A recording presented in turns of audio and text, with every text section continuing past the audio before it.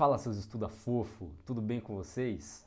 Por que estuda fofo? Porque devia estar lendo o texto e estar aqui no canal tentando aprender alguma coisa sobre formas de governo em Kelsen. Mas tudo bem, eu vou te ajudar. Olha só, vamos lá. Falemos sobre formas de governo em Kelsen, especificamente em Teoria Geral do Direito de Estado, esse texto que Kelsen escreve e publica entre 1944 e 1945 e que discute precisamente a classificação das formas de governo entre as páginas 405 e 418 da edição brasileira, tradução da editora Martins Fontes. Quando discutimos qualquer conceito de teoria do Estado em Kelsen, temos que ter em mente que ele tem uma premissa subliminar. Qual é esta premissa? No que ela consiste? No fato de que para Kelsen todo problema de teoria do Estado ou de teoria política é, na verdade, redutível a um problema de teoria geral do direito. Mais especificamente, cada um desses problemas é orientado por princípios da epistemologia do direito aos quais Kelsen vai manifestar adesão. E se você tem dúvidas sobre o sentido mais profundo dessa questão, dá uma olhadinha na primeira aula do curso sobre teoria da norma jurídica aqui. Ele tem um pouco mais de 1 hora e discute a fundo o que Kelsen tem em mente quando pensa o direito como ciência. Aqui, como estamos trabalhando com premissas, com premissas mais elementares, digamos apenas o seguinte, que Kelsen imagina a teoria geral do direito como uma teoria pura do direito, ou seja, ele não diz que o direito é puro, ele diz que a teoria é depurada, o que implica uma adesão a um certo princípio metodológico fundamental da sua teoria pura do direito. Aquele que vará num texto chamado Os Quadrinhos Puros do Direito, é um texto em quadrinhos, se você googlar você acha por aí, chamava de princípio da pureza metodológica. No que é que ele consiste? Kelsen nos diz isso especificamente no prefácio de Teoria Geral do Direito do Estado. Lá pelas tantas, em algum momento, e eu cito de memória, não literalmente, Kelsen diz assim: por teoria pura do direito, ou a doutrina pura do direito, poderia ser entendida no seguinte sentido: há de uma teoria que conserva o seu método livre de quaisquer outros elementos que sejam estranhos ao fenômeno exclusivamente jurídico. Claro que definir isso é todo um problema, e nós temos aqui algumas aulas, principalmente no curso de Teoria da Norma Jurídica, que se dedicam exatamente a essas definições de maneira bem consequente. Não temos tempo de fazer isso, diremos simplesmente o seguinte, que com isso Kelsen quer dizer que o seu ponto de vista sobre a teoria do direito vai ser um ponto de vista meramente deôntico, meramente normativo, eliminando da sua avaliação, da sua apreciação, tudo aquilo que não possa ser explicado em termos exclusivamente normativos ou deônticos. Esta premissa é aquela que explica, no fim das contas, por que todo problema de teoria do Estado se converte para Kelsen em um problema de teoria geral do direito. Porque ele está adotando o princípio da pureza metodológica. Porque ele impõe aos problemas de teoria do Estado as premissas da teoria pura do direito. E isso é que vai nos levar a certos conceitos que podem ser muito esquisitos, muito contraintuitivos, como, por exemplo, o Estado é o seu ordenamento jurídico.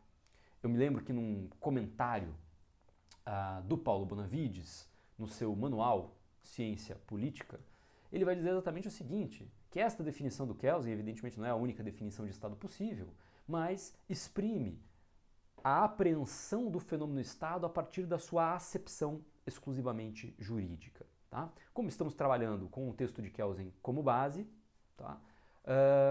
Ficamos com esta definição como uma forma de ilustrar esta premissa. Toda a teoria geral do Estado é, na verdade, um problema que pode ser reduzido aos princípios de teoria geral do direito, ou seja, de uma teoria do direito positivo, que leva em consideração o princípio da pureza metodológica. Pegando este raciocínio, é isso que temos no fundo da discussão sobre as formas de governo. Tá? O que vamos ver hoje? O que vamos discutir hoje a partir desse texto de Kelsen, que se encontra nas páginas 405 e 418? Fundamentalmente, Kelsen vai nos falar sobre a classificação das formas de governo, tá? Vai enfrentar uma certa classificação tradicional, especialmente baseada numa teoria política antiga, O que vamos ver aqui é, na verdade, uma redução bem significativa da teoria política que você poderia encontrar, por exemplo, na Política de Aristóteles, tá certo? Se você tem interesse por se aprofundar nesse tópico, também tem aula no canal sobre formas de governo, ou teoria das formas de governo na Política de Aristóteles, dá uma olhadinha depois. E Kelsen vai apresentar uma crítica a essa forma tricotômica de classificar as formas de governo. Temos que entender no que ela consiste e temos que entender qual é a hipótese de trabalho que surge dessa crítica, que vai levar Kelsen, como veremos, a reduzir essa tricotomia tradicional, ou seja, essa classificação dos estados ou das formas de governo em 3 termos, a uma dicotomia. E que dicotomia será essa? Já adianto para você aqui em termos tópicos que vamos discutir exatamente essa tensão entre autocracia e democracia. Kelsen vai promover essa redução a partir de um critério que veremos, mas aqui vige uma lógica bastante comum nesse texto de Kelsen, Teoria Geral do Direito do Estado, que consiste em pegar muitas classificações que às vezes são confusas, às vezes são compostas de vários termos, e tentar reduzi-las a uma dualidade, a um dualismo conceitual que tenta, na verdade, estabelecer limites ou balizas de análise, balizas cognitivas, para que a gente possa posicionar os fenômenos concretos dentro deste limiar, né, dentro desta transição entre princípios, entre valores, enfim, entre ideias que vão funcionar, como veremos, como tipos ideais, tá certo? Como as autocracias não nos colocam grandes enigmas nem grandes problemas, elas são formas de governo relativamente simples de nós entendermos por oposição às democracias, nós então aprofundamos um pouquinho a discussão do tema democracia, tá? Como vocês podem ver aqui, sob vários aspectos. Então vamos a isso. Temos em mente a premissa de que todo problema de teoria geral do Estado é, para Kelsen, no fim das contas, um problema de teoria geral do direito ou de teoria pura do direito. Então estamos assumindo como premissa necessária, sem necessariamente discuti-la aqui nesse momento, o princípio da pureza metodológica. Ou seja, uma visão sobre o direito, né, que é um ponto de vista sobre o direito e sobre o Estado, né, sobre o Estado, que é exclusivamente normativo. Tá joia? Então, tendo isto como pano de fundo, como é que Kelsen enfrenta o problema das formas de governo e principalmente das classificações das formas de governo? Bom, vamos começar pelo princípio, né? Para que serve uma classificação? Por que diabos nós classificamos e qual o sentido de se produzirem tipologias para dar conta da realidade? Basicamente porque classificações nos ajudam a compreender melhor ou aprender cognitivamente de maneira mais adequada alguns elementos de realidade que ficam mais claros nessas abstrações. Tá? Claro que o contraponto de classificar alguma coisa é você tomar a classificação abstrata como se ela fosse a realidade concreta. Então, o segundo contraponto é que quando nós não compartilhamos dos mesmos princípios ou das mesmas premissas para fazer tipologias, para produzir classificações, o que acontece é que cada um desenvolve uma classificação diferente e isto, ao invés de gerar uma maior capacidade de compreender a realidade, pode gerar uma bagunça maior na compreensão da realidade. Ou seja, pode sugerir um monte de tipologias ruidosas e que dificultam a nossa apreensão de elementos de realidade. Por isso é que esta redução que o Kelsen vai promover, e já chegaremos a ela, dizendo que no fim das contas toda classificação é inútil e que sob um ponto de vista meramente jurídico todas as formas de governo ou são autocracias ou são democracias, e aí a gente vai ter que ver qual é a preponderância dessas características, né, no caso concreto, é uma maneira de simplificar as classificações e de dar-lhes um critério tendencialmente mais unívoco e, lembre-se da preocupação de Kelsen, um pouquinho mais científico, né? Então vamos lá, como é que ele enfrenta essa questão? Feito esse grande disclaimer tanto sobre as premissas quanto sobre para que diabos nós classificamos as coisas em geral, tá? Kelsen vai tomar como proxy da classificação tradicional das formas de governo uma classificação que surge na antiguidade. Tá? talvez o seu melhor exemplar esteja de fato na Política de Aristóteles. E já lhes disse que tem um vídeo aqui no canal que, se você quiser se aprofundar, tem mais de 1 hora em que a gente discute a teoria das formas de governo dentro da Política de Aristóteles. Se você for ver esse vídeo, você vai perceber que a maneira como Kelsen reputa a própria teoria política antiga, né, ao classificar formas de governo, é uma forma bastante simplificada. Mas digamos que ele consegue aprender ou depreender de toda essa teoria um pouco mais sofisticada do que parece aqui. Ele consegue depreender os seus elementos estruturais elementares, tá? Suas estruturas mais fundamentais. Ora, então aqui já começa uma redução, né? Mas como é que ele compreende isso? Ele diz, bom, da antiguidade para cá, a teoria política veio tradicionalmente classificando as formas de governo a partir de uma tricotomia. O que é uma tricotomia? Eu não faço ideia, né? Bom, uma tricotomia nada mais é do que uma classificação em 3 termos. Ele diz, bom, as formas de governo, portanto, são 3. A primeira, as monarquias. Vou botar só monarquia, né? A segunda, a aristocracia. E a terceira, a democracia. E, de fato, com algumas nuances que não são completamente inúteis, né? Se você abre a República de Platão, você vê uma estrutura parecida com essa. É claro que ele estaria falando aqui, né, das formas perfeitas de governo, das reputadas formas perfeitas de governo. Existem também as formas corrompidas dessa tricotomia. Então, isso é uma discussão que fica lá para a República e que fica também no âmbito da política aristotélica. Tá? Mas o Kelsen vai ignorar essas formas corrompidas, ele vai focar simplesmente nessas 3 formas fundamentais, das quais as formas corrompidas são derivadas, né? E vai dizer, bom, se nós olharmos para a maneira como também classificamos hoje as formas de governo, veremos que há uma correlação entre a teoria política antiga e a teoria política moderna nesse aspecto. Tá?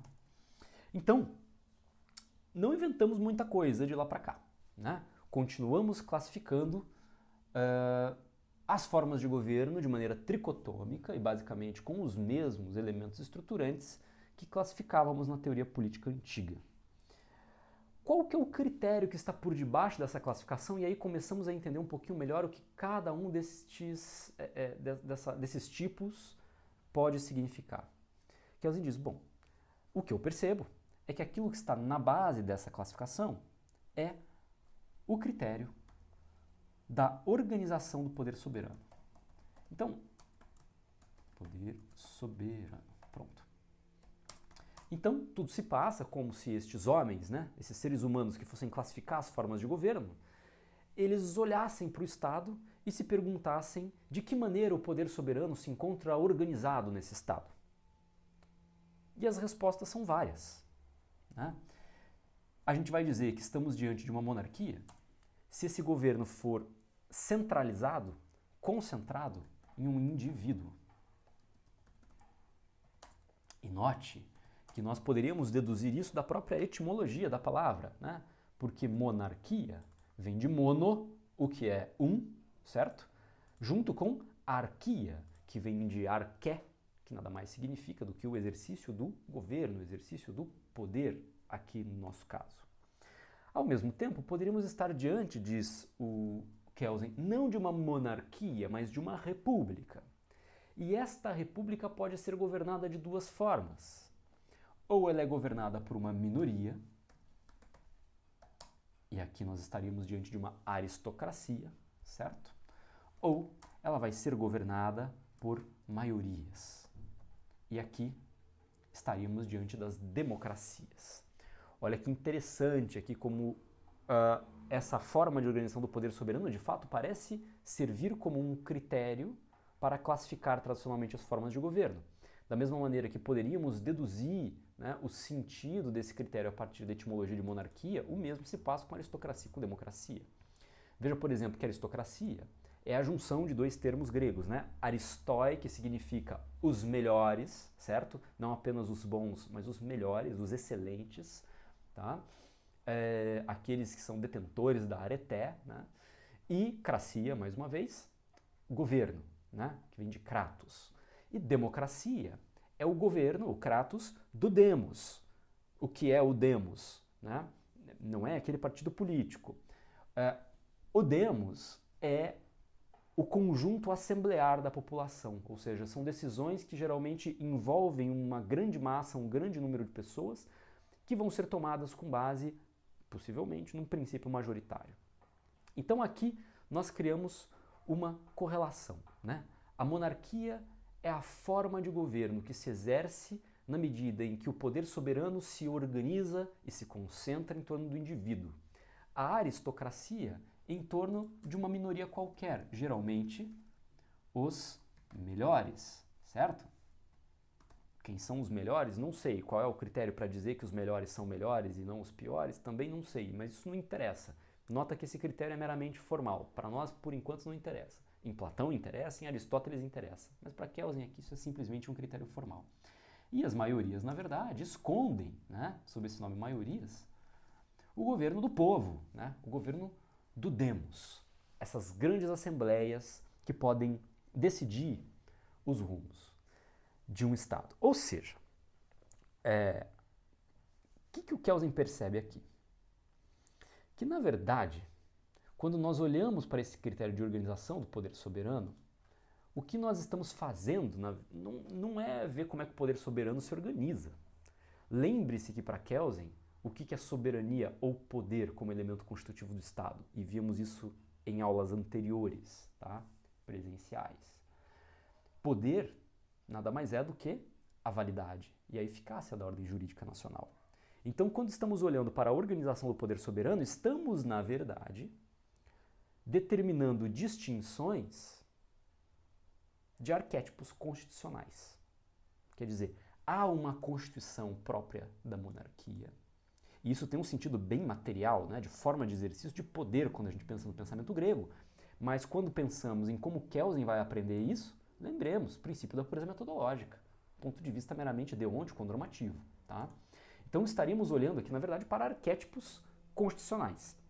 Constituição, portanto, é uma palavra que não tem o mesmo sentido no pensamento antigo e no pensamento de Kelsen. Tudo bem? Não tem esse sentido político tão marcante para Kelsen.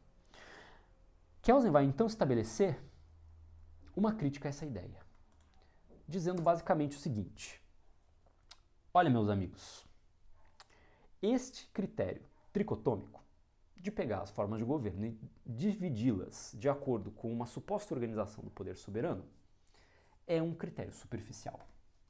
Vamos colocar aqui, critério muito superficial. Por quê? Porque o poder do Estado, como eu disse, nada mais é do que a validade e a eficácia da ordem jurídica.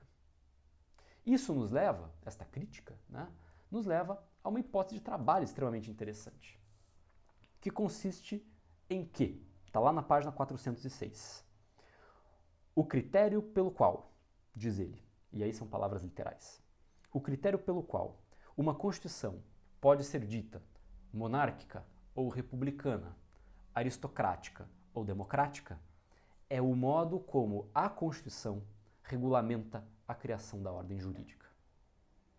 Ou seja, ele vai dizer, não se trata de como o poder soberano se organiza. Tá? Não é isto. Não se trata disto. Para classificar as formas de governo, nós temos que olhar para... Olhemos, então, para o modo como a Constituição regulamenta a criação da ordem jurídica. Essa vai ser a ideia básica do Kelsen, que vocês encontram na página 406. Isto é, quando falamos do tema classificação das formas de governo, estamos, na verdade, falando de arquétipos constitucionais. Estamos, na verdade, falando sobre a classificação de constituições em sentido material. É assim que o Kelsen lê, e lê corretamente, a classificação que se origina da teoria política antiga. Tá? E mais, a tricotomia monarquia, aristocracia, democracia se mostra também insuficiente.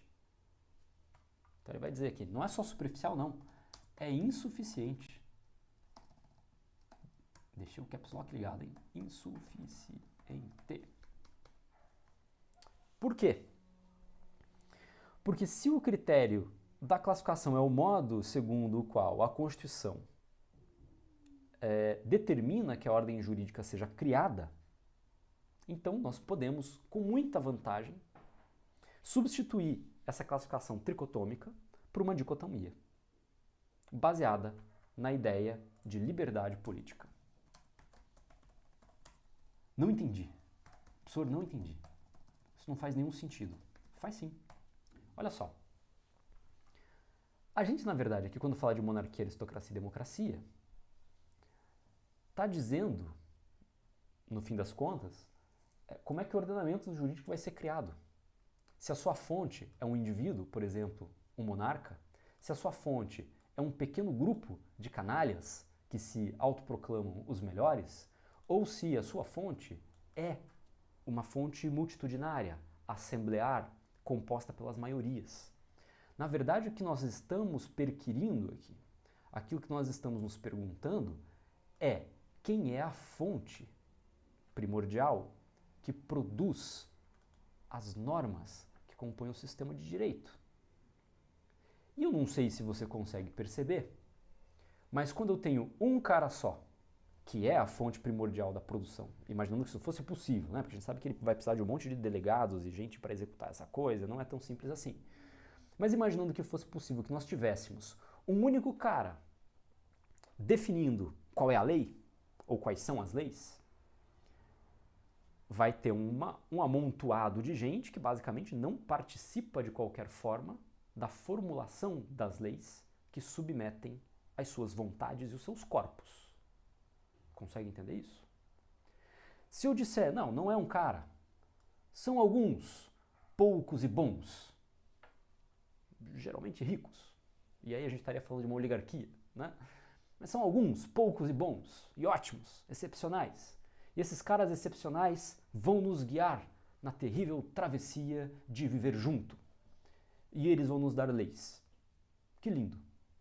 Mas nota que as maiorias ficam alijadas do processo de produção das leis e, no entanto, seus corpos e suas vontades são submetidos a elas. Mas se eu estiver falando de uma democracia, quer dizer que as maiorias decidem sobre os rumos das leis. E aí, é como se esses caras fossem legisladores de si mesmos. Então, quer dizer, consegue perceber que o problema aqui é o nível de liberdade política? Nas monarquias eu tenho um nível talvez o mais reduzido, porque um indivíduo é primordialmente a fonte do ordenamento jurídico, que vai vincular a nossa vontade e os nossos comportamentos. Nas aristocracias, isso fica um pouquinho menos restritivo, mas ainda muito restritivo, porque as maiorias terão de obedecer às ordens dos melhores, que geralmente são poucos, né? Ou não seriam os melhores.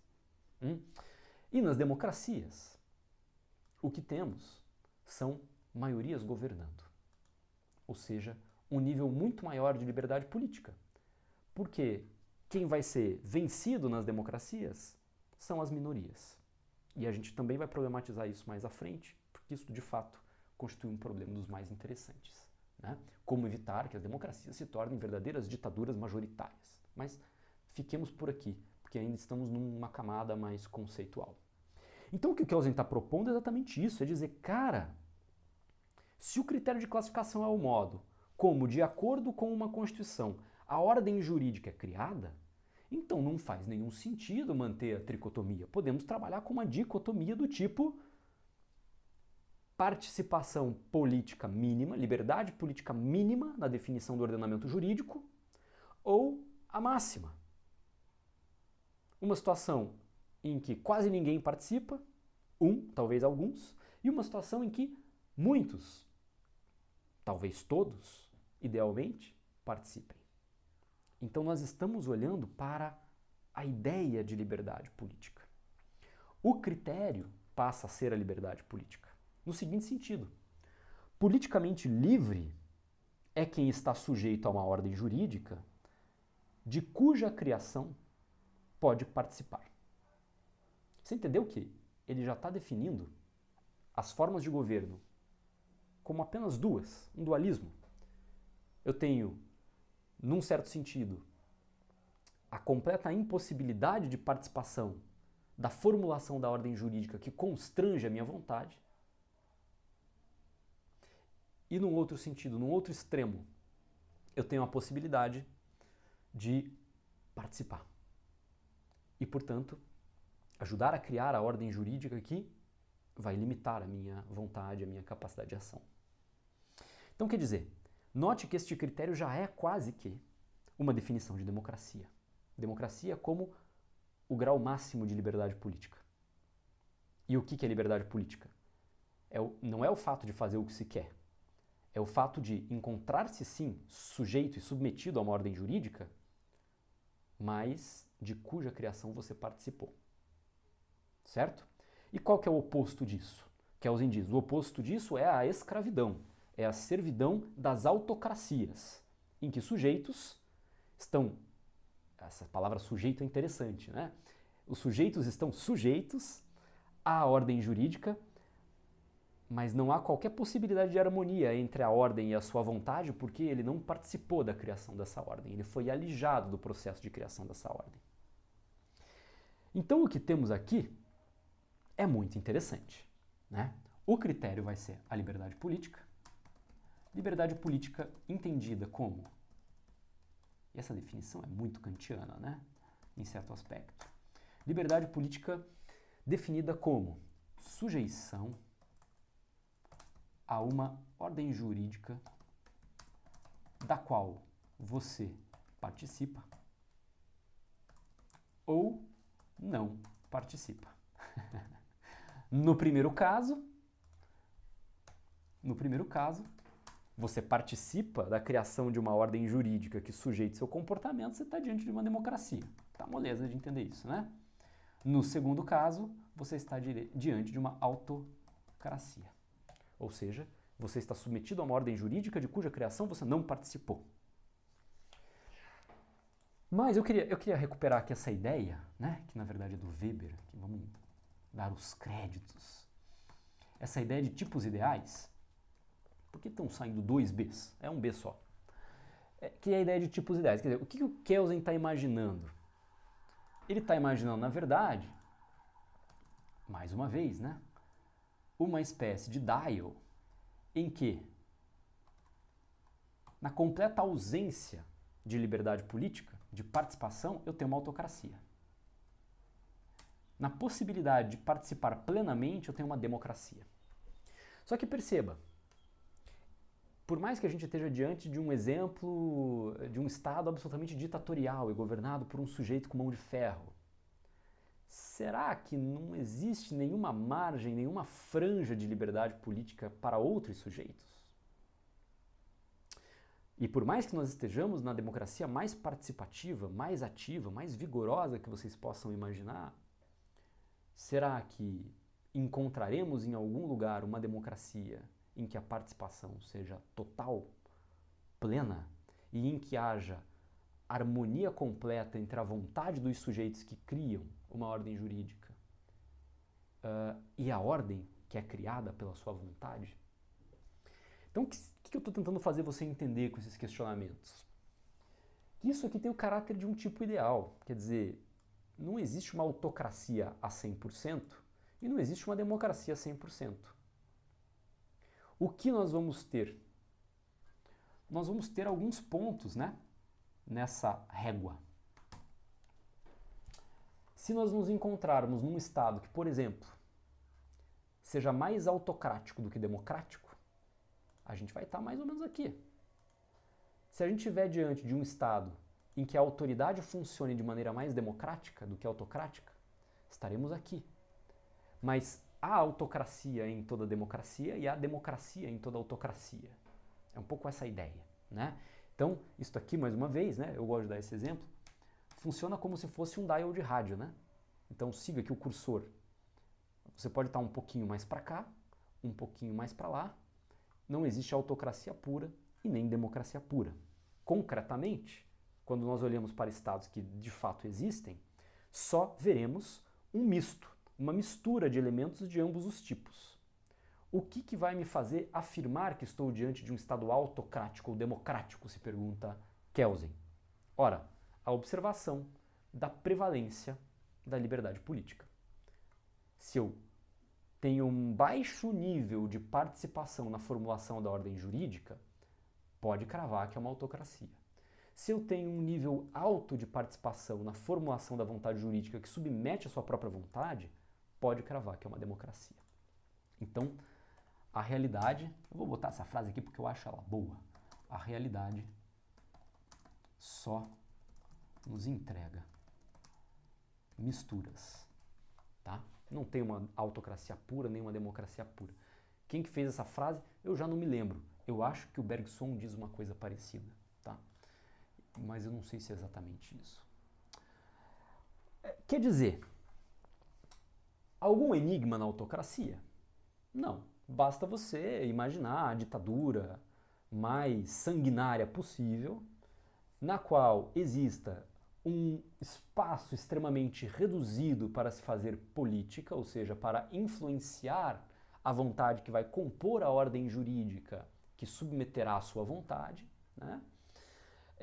Que você resolveu o problema da autocracia, já não tem nem que discutir mais esse troço conceitualmente. Agora, as democracias nos colocam questões. E aqui precisamos nos deter por um momento. Tem alguns tópicos que eu acho que são interessantes e que aparecem no texto, que nos ajudam a problematizar o quanto as democracias podem ser formas de governo complexas e problemáticas, né? Não à toa, se a gente for fazer um traçado de como as democracias aparecem nas obras mais clássicas da teoria política, e pensemos, por exemplo, no pensamento antigo, Platão, Aristóteles, como dois grandes nomes, né, e exemplares desse pensamento político antigo, nós veremos que as democracias geralmente são retratadas como formas imperfeitas de governo, né? Quando lermos a República, veremos que Platão, lá pelas tantas, ao tentar idealizar, né, uma forma anistórica pela qual as formas de governo evoluem, quer dizer, elas nascem ótimas, né, quase que perfeitas, mas elas vão se encaminhando lenta e progressivamente para a sua corrupção. Platão enxerga a democracia como a antessala das tiranias.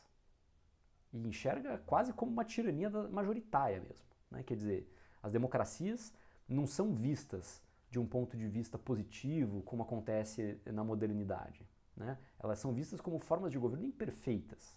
Lembre-se que Platão tinha uma opinião bem formada sobre qual é a forma de governo que é boa, né? É a dos reis filósofos, ou seja, são as aristocracias, né?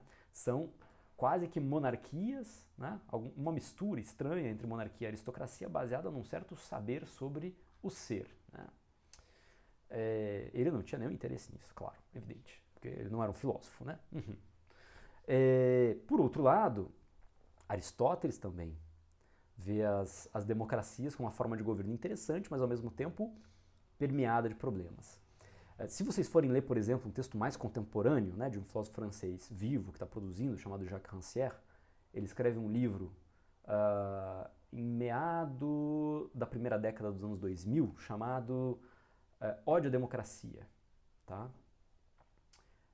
Nesse livro ele remonta exatamente essa história, e não por acaso Platão e Aristóteles são dois momentos importantes dessa remontagem, mostrando que, na verdade, mesmo do ponto de vista das democracias mais contemporâneas, que são as nossas, né?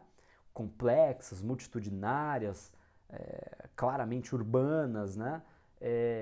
representativas, mesmo aí o que nós temos é uma espécie de disfarce democrático para um tipo de Estado de Direito que se constitui de maneira oligárquica. Então essa é uma crítica muito interessante que aparece no livro do Rancière, tá? Mas eu vou botar essas coisas de lado para a gente trabalhar um pouquinho o texto. Esse é só um disclaimerzinho para que você compreenda que as democracias não são necessariamente, na teoria política, essa beleza toda que parece, né? São de fato um ponto de grande tensão e de grande discussão, justamente porque tem esse histórico, né? Vem deste histórico como diz o Rancière, de um grande ódio à democracia que remonta à teoria política antiga e que chega até nós de maneira disfarçada, né? De maneira sutilizada, né? Sob a forma dos elogios democráticos que, na verdade, conservam os poderes das oligarquias, que nós conhecemos muito bem, inclusive sabemos quem são por sobrenome, não é isso? Então tá. Como que o Kelsen vai trabalhar com o problema da democracia? O primeiro tópico é justamente uma tensão entre liberdade e formação do Estado. E me parece que aqui fica muito clara a interpretação que o Kelsen dá a esse problema como uma interpretação que vem tanto do contratualismo quanto de uma certa saída do liberalismo político. Tá? Lembre-se, né? Kelsen é de fato um liberal. Tá? Um liberal à la americana. Tá? O que temos antes do Estado? E aqui começa uma narrativa que nos lembra muito os contratualistas. No segundo semestre, quando nós os lermos, talvez você se recorde desta primeira entrada no tema.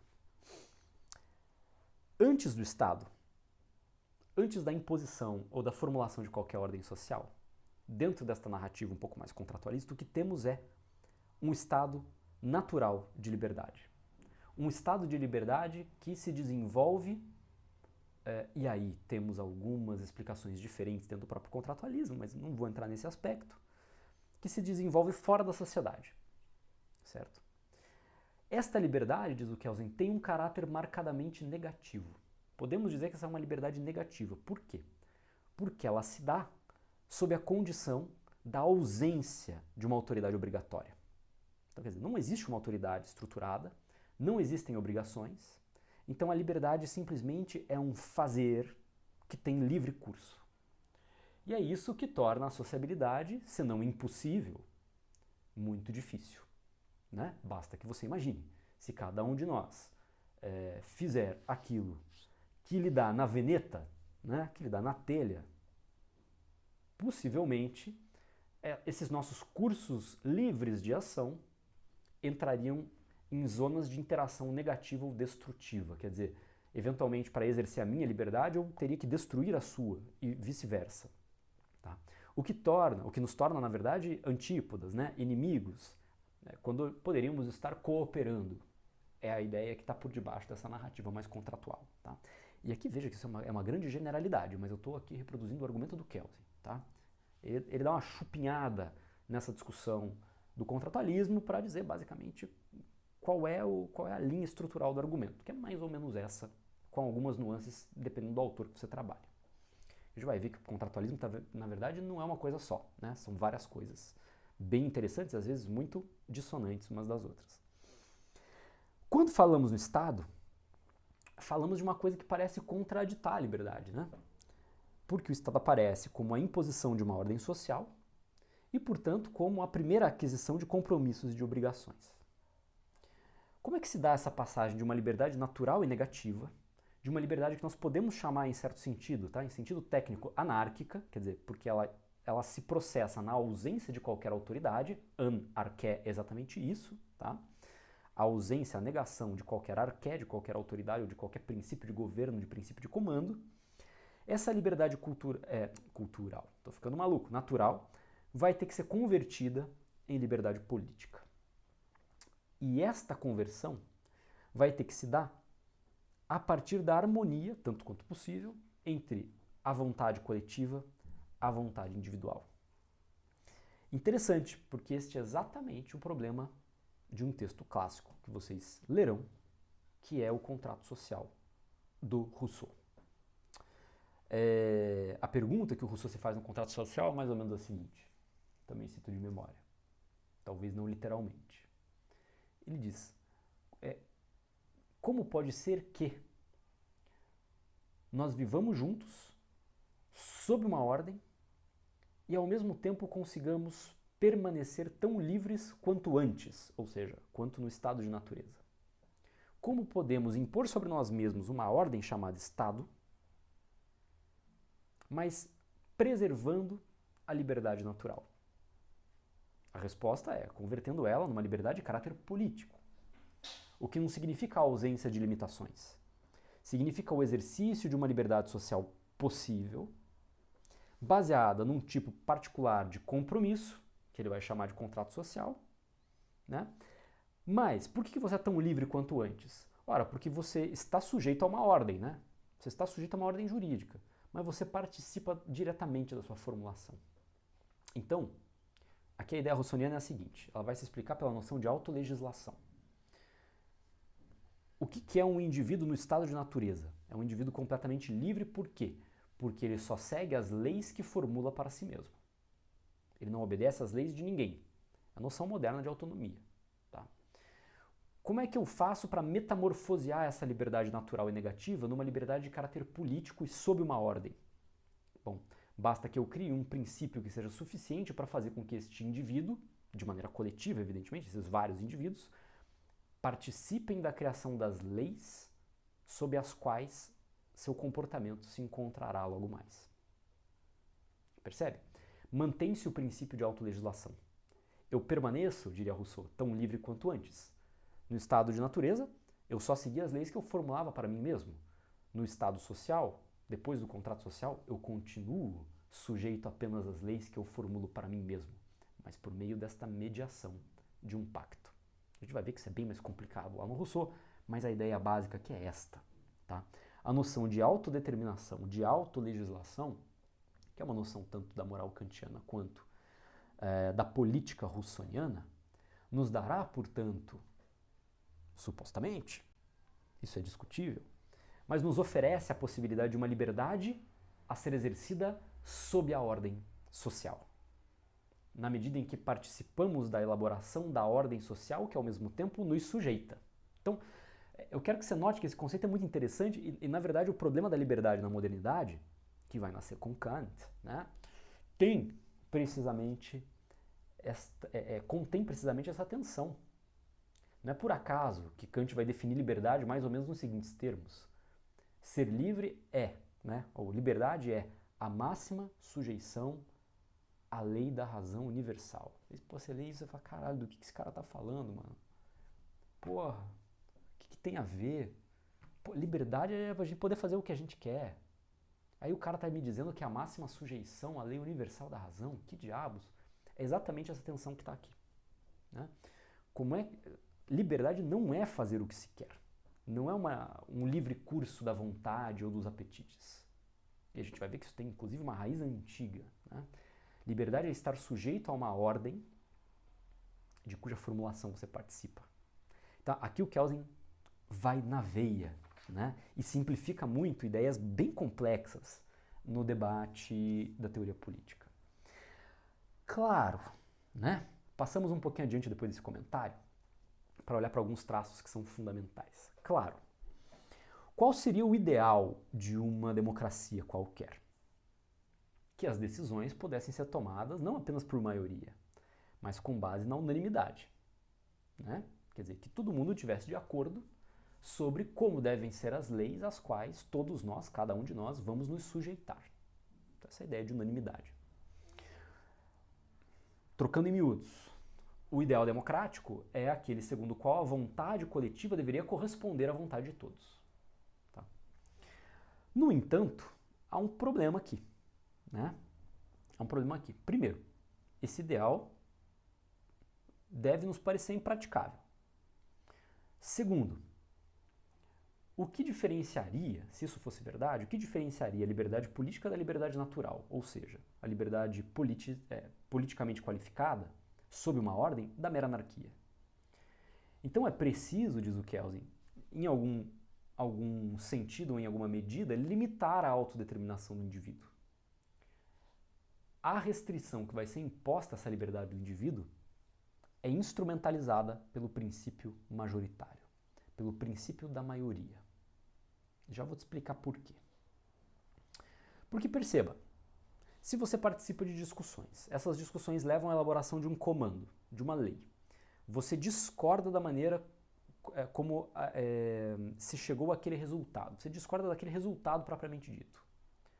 Sob uma ordem criada com base num princípio de liberdade política, quer dizer, você teve a possibilidade de influenciar aquela lei, vamos partir dessa premissa, nada te dá direito a desobedecer essa lei, porque você participou da sua formulação. Ah, mas não ficou do jeito que eu queria. Paciência. A gente não tem as coisas que a gente quer do jeito que a gente quer necessariamente, né? Então, o que o Kelsen está dizendo aqui é que o princípio majoritário ele é tanto uma forma instrumentalizada de tomada de decisão coletiva, quanto uma maneira de restringir a autodeterminação do indivíduo. De dizer ao indivíduo, olha, você pode muito. Por quê? Porque você pode participar da formulação da ordem que vai te sujeitar.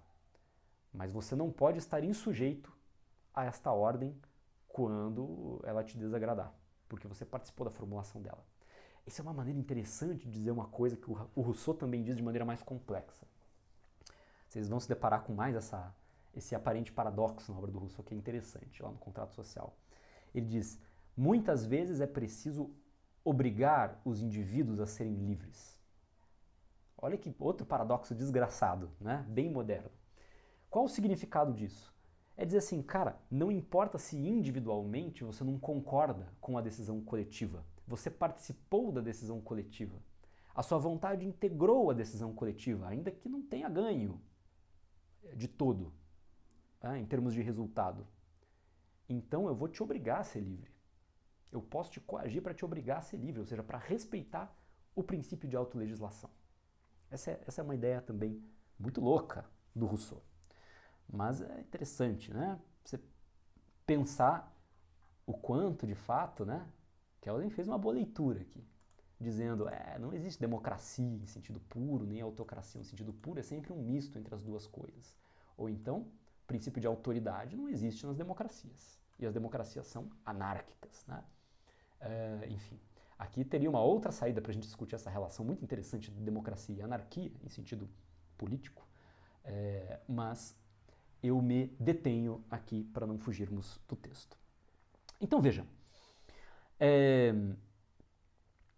qual que é o significado, e note que essa explicação é bem liberal, do princípio majoritário? É que ele é que vai mediar a atribuição de um grau máximo possível de liberdade individual que seja compatível com a ordem social. Ou seja, é o princípio majoritário que vai determinar as decisões, no fim das contas. E essas decisões vão nos dizer, olha, você tem essa esfera de liberdade aqui, você pode ir até aqui. Se você desbordar dessas esferas, isso já torna a sua conduta incompatível com a ordem social, provavelmente ilícita em algum sentido. Tá? Então, nós estamos diante aqui do que o Rawls, um importante autor da filosofia do direito, da filosofia da justiça, vai chamar de uma síntese entre liberdade e igualdade. Tá? A gente está diante de uma síntese entre liberdade e igualdade. Por quê? Porque a lei é igual para todos. E ela dá a mesma medida de liberdade para todos. E ela está formulada a partir da liberdade política que todos podem exercer em termos de participação na formulação desta vontade coletiva que organiza a lei. Tá? Então estamos diante de uma síntese entre liberdade e igualdade, na qual a liberdade pode ser exercida até um ponto, mas ela vai estar de alguma maneira limitada pela igualdade, porque meu voto vale como um, exclusivamente como um. A minha voz não tem mais força do que a sua não tem mais força do que a do seu vizinho, certo? Todos valemos como indivíduos, exclusivamente como indivíduos, e este é nosso peso, este é nosso valor relativo. Então estamos diante aqui de uma síntese, de uma composição entre liberdade e igualdade, pelo menos no pensamento liberal, tá? Isto sugere a seguinte questão, né? Se estamos falando aqui de princípio da maioria, sugerimos com isso aqui a seguinte questão. Beleza, professor.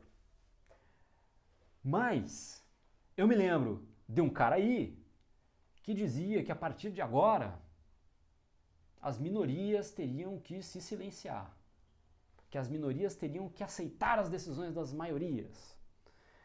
Quer dizer, existe um certo risco, bastante palpável, né, de que as democracias possam, isso mais uma vez, eu quero reforçar isso, note que isso inclusive é mais uma expressão disso que o Kelsen está falando, né? As democracias podem nada mais ser do que maneiras bastante bem travestidas de estarmos mais próximos de uma autocracia. E como é que isso se exprime? Na medida em que elas podem dar aso a uma ditadura majoritária. Quer dizer, as maiorias formam blocos majoritários, as maiorias silenciosas, né? Formam blocos majoritários, decidem os troços todos e tal, e maquinam e não sei o quê, e as minorias vão perdendo direitos. Como é que o liberalismo político, que o Kelsen também representa, em certa medida, resolve isso? Óbvio, problematizando limites ao próprio princípio majoritário, né? Quer dizer, isso sugere as minorias como uma questão política sensível dentro das democracias. E não estamos dizendo com isso que necessariamente as minorias sejam as mulheres, ou a população negra, ou as comunidades tradicionais. Do ponto de vista sociológico, no Brasil contemporâneo, são. E outras, né, que eu não citei, mas são. Ou os pobres, né, são. Mas de um ponto de vista meramente conceitual e ideal, não necessariamente são essas as minorias, poderiam ser outras, tá? Então esta é uma questão bastante sensível para as democracias. Como é que fica a minoria? Como evitar que as democracias se transformem em ditaduras majoritárias? O Kelsen vai articular isso a partir de dois direitos, tá? Que na verdade tem algumas repercussões que a gente vai mencionar em seguida. O primeiro direito é o direito que as minorias têm de existirem como tais. E um direito que Kelsen diz, bicho, esse direito é lógico. A própria ideia de maioria supõe a existência de uma minoria, que possivelmente vai ser vencida nesses debates. Então, as minorias têm o direito de existirem como tais. E você veja que aqui não é um discurso de esquerda. Tá percebendo que isso aqui é um discurso de liberalismo político. Tá? E não apenas existir, diz o Kelsen. Elas têm o direito de participar. Elas têm o direito de tentar influir, de tentar convencer, de não serem excluídas dos processos políticos decisórios que levam à criação da ordem social que vai limitar a sua liberdade. Então, esses dois direitos se articulam. Logicamente, as minorias têm que existir, porque senão as maiorias não existiriam como tal. E, logicamente, as minorias devem ter garantido o direito de participação, de influência, de não exclusão nas decisões políticas que levam à criação da ordem social. Isso nos leva a certos direitos secundários.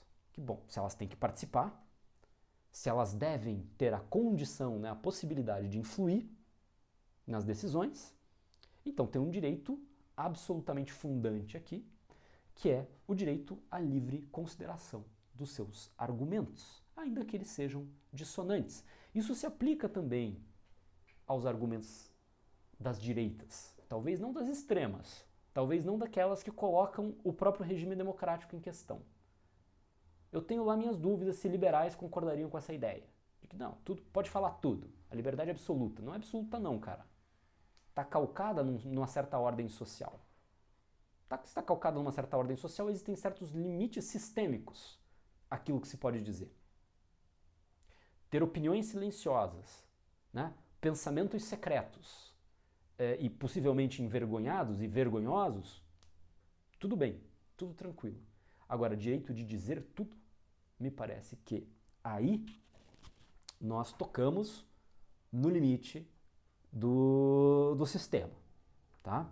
Se estamos num sistema democrático, existem certos direitos mínimos, inclusive dos outros, que devem ser respeitados. Por exemplo, se as minorias têm o direito de existir, as maiorias não podem falar a respeito, nem falar, quanto mais agir, a respeito da sua eliminação.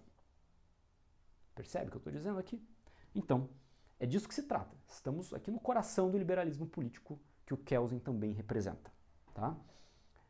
E pontuando essas questões, porque são importantes para que nós compreendamos os limites desse próprio argumento. Quer dizer, como é que ele...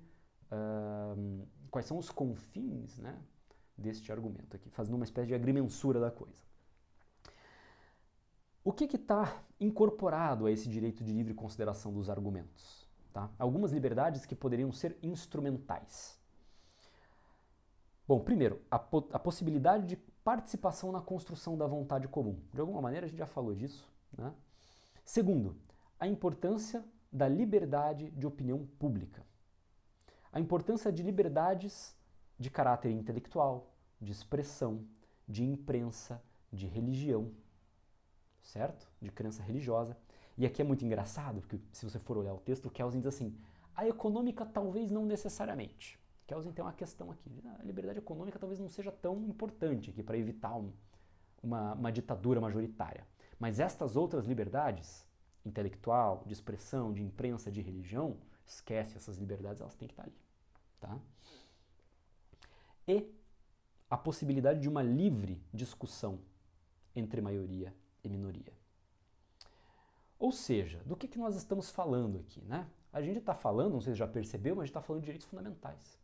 A gente está falando de certos direitos de caráter civil e político, não estamos falando de direitos sociais, não estamos falando de direitos econômicos, não estamos falando de direitos culturais, que são direitos de geração mais avançada, né? Estamos falando de liberdades civis e políticas absolutamente fundantes de qualquer democracia liberal. Professor, isso parece muito discurso de esquerda. Lamento. É isso que é o liberalismo. O liberalismo é isso daqui.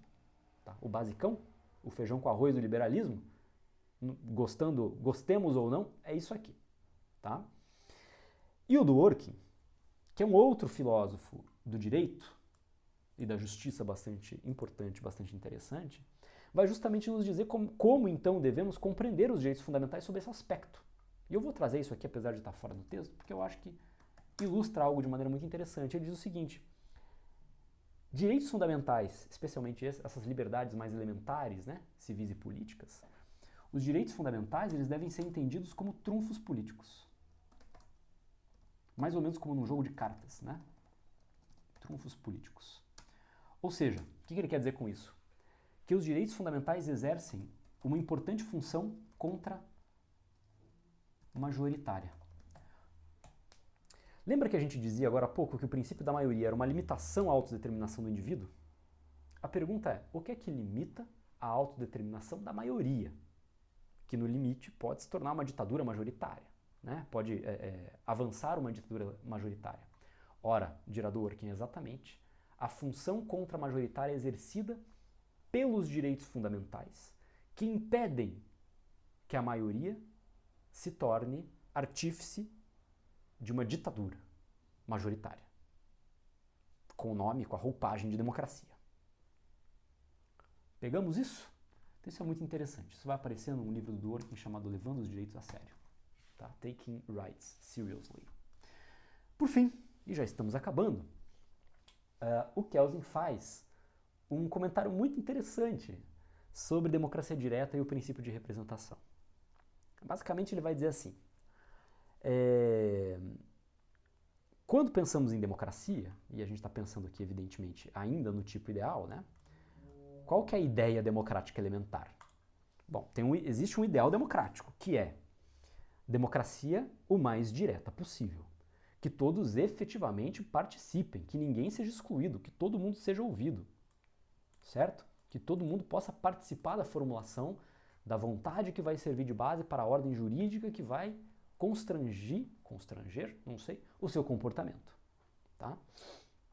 E aí, ele diz, pois é, e aí quando a gente olha para a realidade, o que está rolando? Pra caramba, no Ocidente pós-moderno. É democracia direta para todos os lados? Não, né? Basta você pensar 10 anos antes, a gente tinha no Brasil um movimento gigantesco, como na Espanha, como na Primavera Árabe e por aí afora, que basicamente exigiam democracia real já.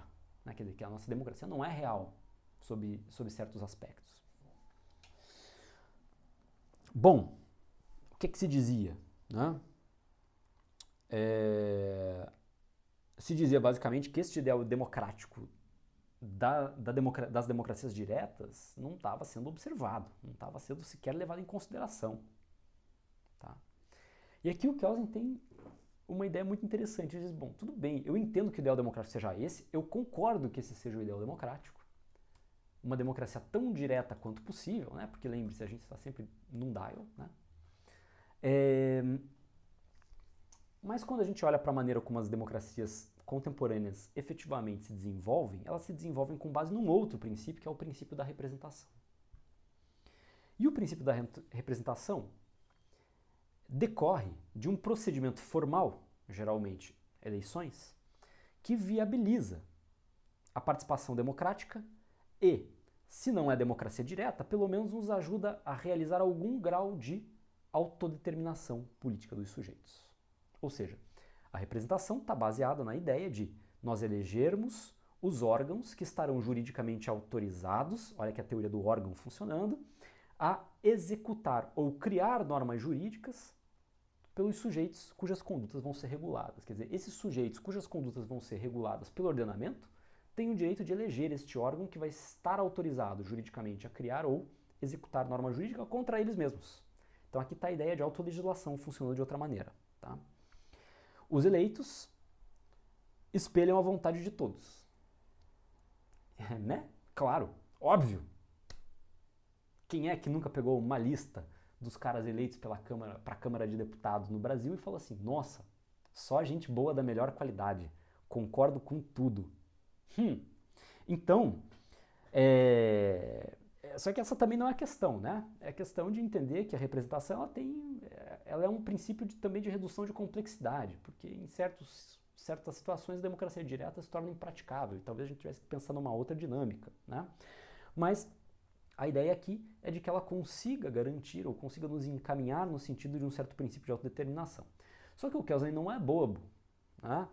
Ele diz, bonitinho esse negócio de os eleitos espelham a vontade de todo mundo, mas isso é o seguinte, galera, isso daí é uma ficção. Você veja o Kelsen, liberal, tá? Dizendo, mano, isso é uma ficção. Isso daí é mentirinha, tá? Não é que ficção seja necessariamente uma mentira. Mas a ficção é essa ideia do como ser, né? A gente toma esses eleitos como se fossem o todo. E eles não são. É um bando de lobista, né? Um bando de gente defendendo interesses das mais variadas regiões, né?